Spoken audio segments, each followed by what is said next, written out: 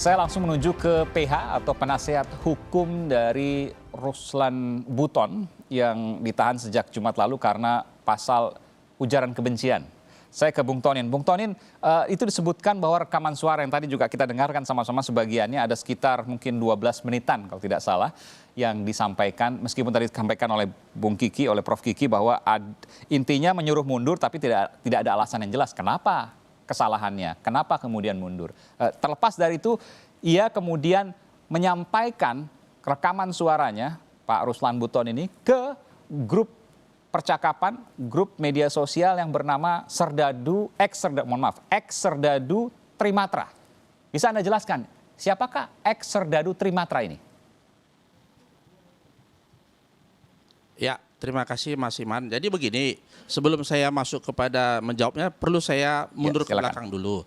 Jadi kalau semua orang sekarang curiga terhadap apa yang dikatakan oleh saudara Ruslan atau tersangka Ruslan, begitu juga apa ada yang tidak menunggangi dia. Jadi kami juga di pihak tersangka mencurigai juga. Ini penyidik ini siapa yang nunggangin? Maka begitu cepat dilapor tanggal 22 bulan 5. 23 hari Sabtu, 24 hari lebaran pertama, 25 lebaran kedua, 26 ditetapkan sebagai tersangka, SPDP dikeluarkan, gelar perkara di sana. Siapa yang menyuruh begitu cepat? Makanya bisa begitu cepat. Setelah itu 20 hari Rabu kosong, hari Kamis dengan pesawat khusus menjemput saudara Ruslan. Hari Jumat dengan pesawat khusus dibawa lagi ke Jakarta. Berapa biaya yang dikeluarkan negara hanya seorang Ruslan yang tadi kata profesor, kapten, ngomong aja nggak becus. Isinya jadi nggak jelas. Untuk apa negara melakukan itu? Ada apa sebenarnya? Jadi saya harapkan analisanya lebih jauh. Kenapa? Kenapa polisi harus berbuat begitu? Ini kenapa menurut Anda, Bung Tonin? Bekas kapten. Ada apa? Di media mulai hari Jumat. Lah, jadi Ruslan ini pada tahun 2017 sekitar bulan 4 atau bulan 3 dia menangkap 5 TKA Cina. TKA Cina itu ditangkap karena bekerja tanpa ada visa. Adalah cuma visa turis ke sana. Di salah satu pertambangan, tidak perlu saya sebutkan namanya, ditangkap sama dia. Dan dia disuap oleh, saya tidak perlu sebutkan itu aparat, untuk melepaskan itu. Dia bilang, kalau uang untuk saya oke, tapi kalau uangnya untuk melepaskan, sorry, no, katanya. Sehingga orang itu diproses yang 5. 4 bulan kemudian, bulan Agustus, dia dilempar ke satu tempat untuk bertugas di sana dengan 13 orang. Di sana, saya nggak usah sebutkan detailnya, ketemulah dengan LG. LG ini di sana adalah jawara, penjahat, pencuri. Sudah 2 kali membunuh orang, narapidana dan segala sesuatunya. Itu orang ditangkap oleh polisi. Lah, polisi memproses dong seharusnya kalau orang pencuri. Kenapa diserahkan kepada Ruslan? Tahu sendiri kalau seorang pencuri diserahkan kepada tentara apa jadinya? Ya kan? Sehingga orang itu tanggal 15 datang lagi polisi mau memproses karena mencuri HP di kantor tentara. Emangnya polisi nggak punya kantor? Nah, setelah itu tanggal 16 dia ngabur, 16 malam dia datang mau nyerang poskonya si Ruslan. 16 malam. Tanggal 17 ketangkap lagi karena mencuri lagi. Diproses. Tunggu sebentar. Jadi pada waktu proses LG itu almarhum ini ya, yang sudah meninggal yang kemudian dipidanakan pada Ruslan Buton telah membunuh LG ini, Lagode ini ya. Ia menyerang markas tentara. Ruslan tidak pernah membunuh. Ia menyerang markas tentara. Iya, tanggal 16 malam dia dengan seorang sipil menyerang markas tentara. Apakah itu kemudian terjadi betul? Saya kok agak sulit membayangkan. Berani betul ada orang menyerang markas tentara. Ini amar putusannya bicara begitu. Ya, ini amar putusannya bicara begitu. Diceritakan sedemikian rupa semua kejadian. Kenapa orang bisa berani menyerang markas tentara? Kenapa orang mesti benci sama TNI? Saya bingung. Kenapa mesti dibawa TNI? Apa salah TNI? Ya? Tidak ada yang bawa TNI udah nggak benar ini. Ada juga masalah senjata. Iya. Lah iya. Lah kan semua berita sekarang Ruslan ex TNI, pecatan TNI. Dia tidak pernah dipecat dari TNI. Putusan hanya menyatakan dia diberhentikan dari militer. Apakah militer itu TNI?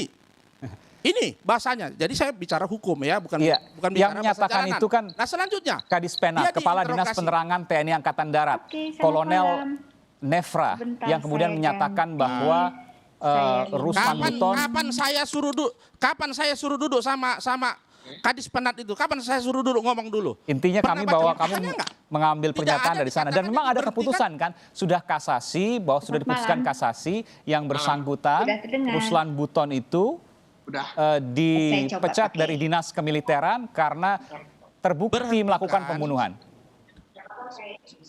Ya, militer ya, bukan TNI ya.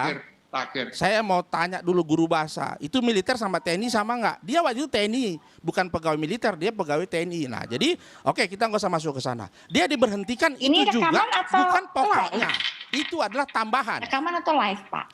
Tambahan.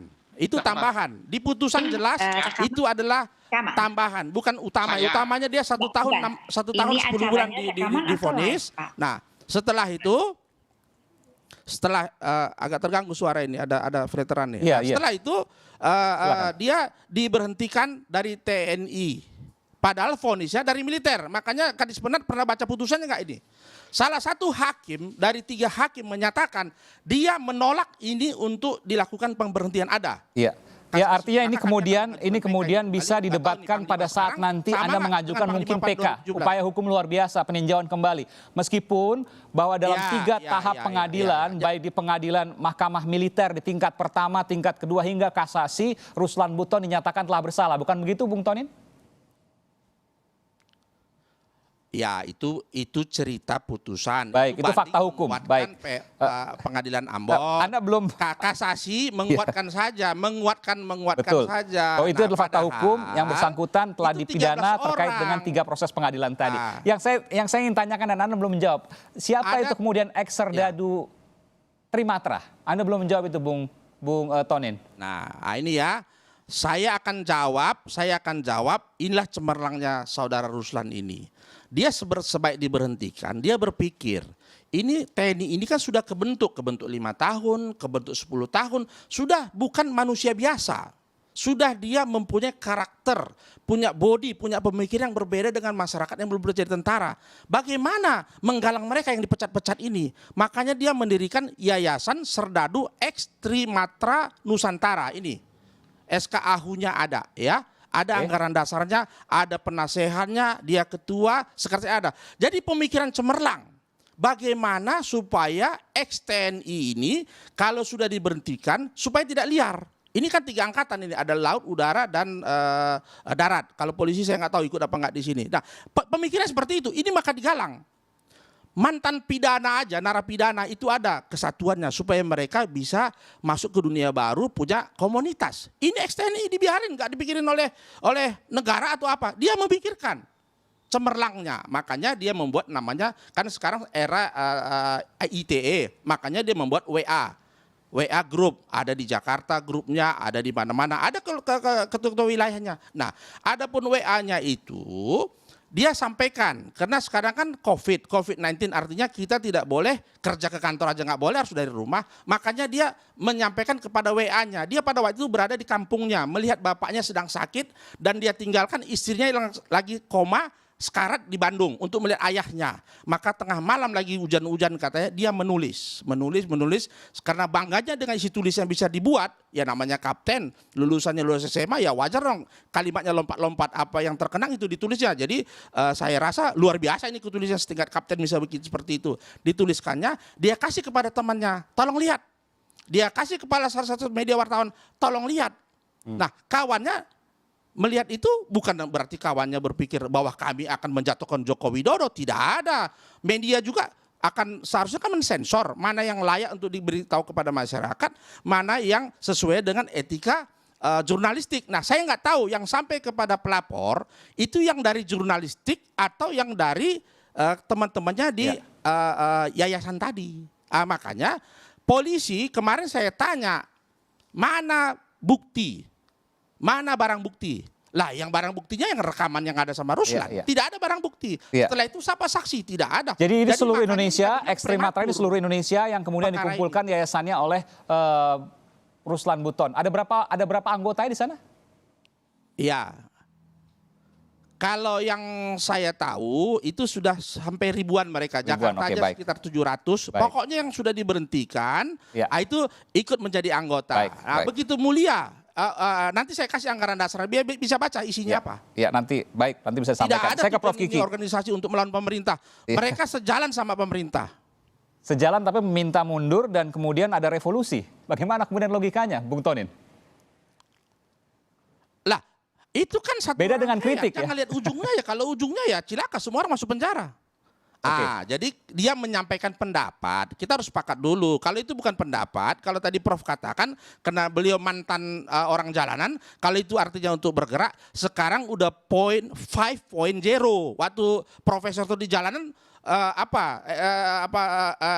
baru mungkin 1.0 atau 2.0 berbeda. Jadi jangan disamakan dulu sama sekarang. Iya, oke. Ya. Oke, saya ke Prof Kiki. Prof Kiki, tadi Anda katakan ini tidak usah dipandang lah, ini tidak usah dilihat karena tidak ada apa-apa ya. Kurang lebih seperti itu ya, koreksi kalau saya salah.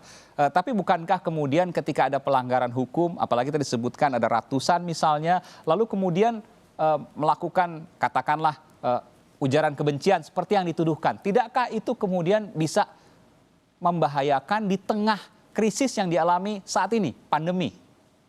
Ya. Kalau kejadiannya sendiri, tadi ceritanya pengacara itu untuk skenario sinetron aja deh.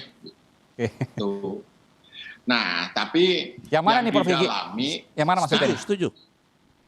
Ya, seluruh cerita itu tadi itu kayak sinetron drama Korea itu, drakor. Oh, yang TKA Cina dan lain sebagainya, kemudian ada sipil yang menyerang markas tentara. Iya, semuanya lah. Nah, tapi yang dilakukan polisi adalah ini tindakan preventif, sudah bukan preemptif lagi, tapi preventif.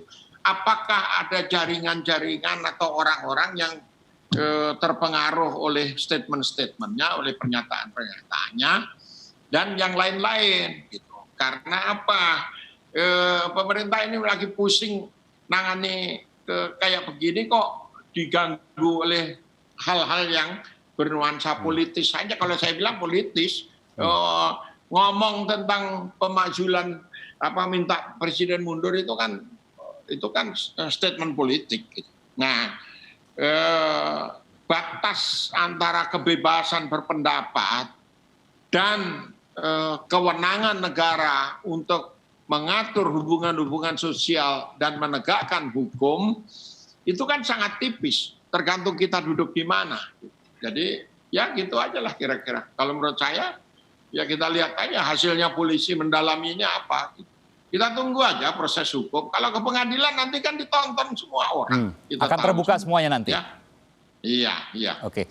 Bung Tonin terakhir, jadi ini akan penahanan terus dilakukan dan mungkin akan terus lanjut ke proses hukum selanjutnya. Anda rencana akan memperadilankan kasus ini? Sudah ya. Jadi saya nggak sependapat kalau yang saya ngomongkan ini dibilang sinetron Korea. Berarti merendahkan derajat kami sebagai advokat, ya. Jadi kami ini sedang melakukan pembelaan, menyatakan fakta sesungguhnya. Kalau memang ini bilang sinetron, ya sudah, kapan kita main film? Kan gitu aja pertanyaan saya. Janganlah begitu, ya. Saya rasa profesor juga tidak ada saya sepelekan. Jadi jangan sepelekan keterangan saya, ini bicara hukum semua, ya. Jadi tolong hargain hukum, apalagi jabatannya profesor. Artinya janganlah segampang itu. Kita kan dialog masing-masing dengan teori masing-masing. Kita tidak sama bidangnya. Kalau sama bidangnya, silakan mari kita main, ya. Jadi sekali lagi, ya. Jadi bahwa saya akan melakukan upaya hukum. Melakukan upaya hukum sesuai dengan hukum yang ada. Pra-peradilan sudah pasti. Kami sudah meminta untuk dilakukan penangguhan untuk melakukan SP3 terhadap perkara tersebut. Oke, baik. Kami sudah minta hadirkan ahli dulu karena ketentuannya untuk orang jadi tersangka itu dia harus dipanggil dulu. Itu profesor tahu nggak aturan itu kan gitu. Harus dipanggil dulu sebagai calon tersangka. Setelah dia calon tersangka terbukti dua alat buktinya baru jadi tersangka. Jadi kalau nggak tahu jangan bilang ini sinetron Korea lagi. Kayak sinetron Indonesia aja nggak laku. Indonesia lebih laku sinetronnya. Terima kasih Pak Ali. Baik, nanti kita akan tunggu perkembangannya. Baik, terima kasih. Bung Tonin Tahta Singarimbun, penasihat hukum dari Ruslan Buton dan juga Profesor Hermawan Sulistyo, Prof Kiki yang merupakan guru besar dari Universitas Bhayangkara Jakarta. Terima kasih telah memberikan informasi terkait dengan kasus yang kemudian banyak diperbincangkan di media saat ini, terutama juga media sosial. Terima kasih Bung Tonin dan Prof Kiki.